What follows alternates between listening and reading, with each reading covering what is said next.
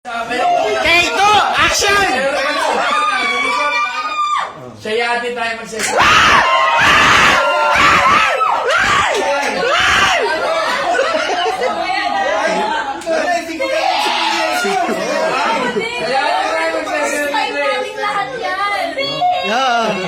Speed!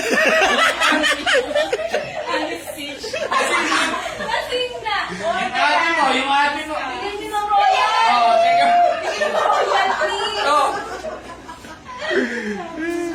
Si Hana alalay dyan pag nalasing dyan. Makulit pala to si ano eh, no? Makulit pala to. Naubos mo na. Tulog queen. Straight na. Kasi yan. Kaya tayo magsasend. Paubos ko lahat ng kriminal. Ah, sasabi tayo kay Duterte, paubos natin lahat yan.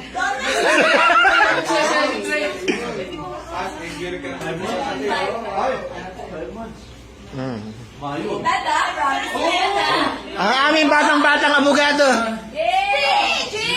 Cheers! Happy birthday to you! Nakunan yan, nakunan.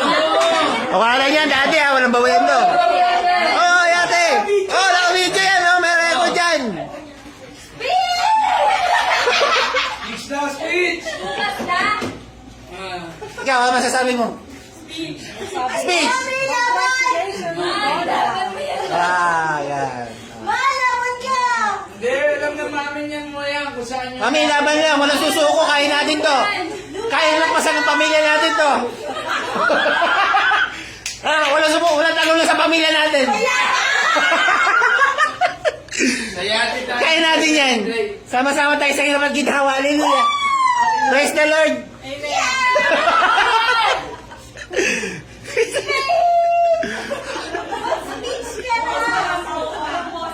Ayan.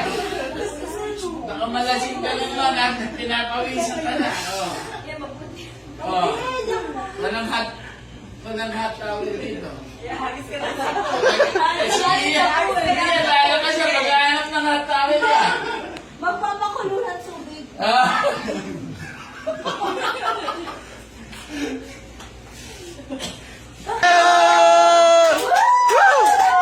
Marami pa tayo magsasamahan sa saya.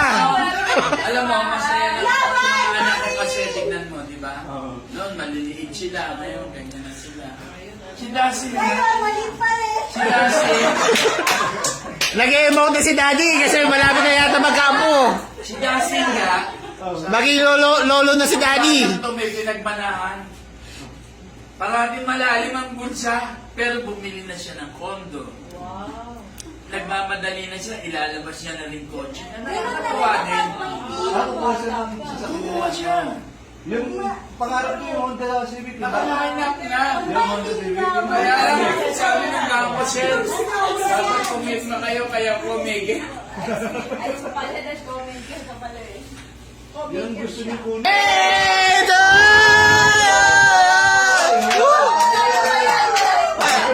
Malayo pa yung mawawala na yan. Mawawala yung mga demonyo sa tabi niya. Mga yan sa sira yung mga mawawala. Ubusin natin yan.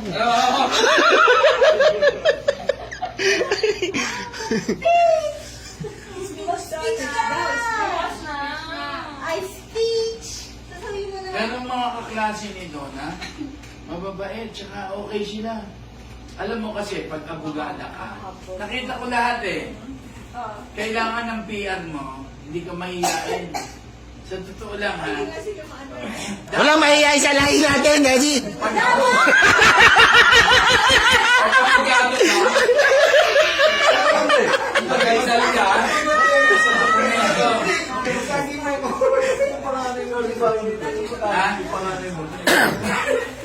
Kaya alam mo si Ivan, ano yan, business din nila sa CEO. Tapos nakasama namin, tinawag akong daddy.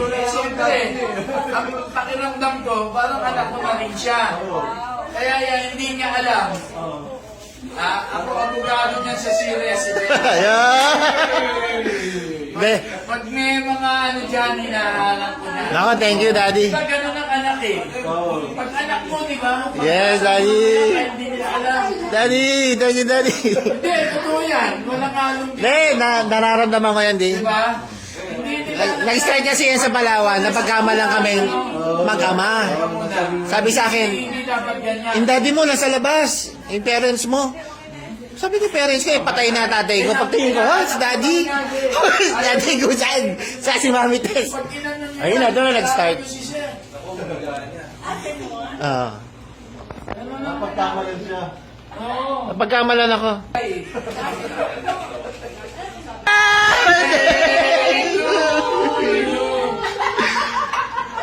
Ako pala nag-speech.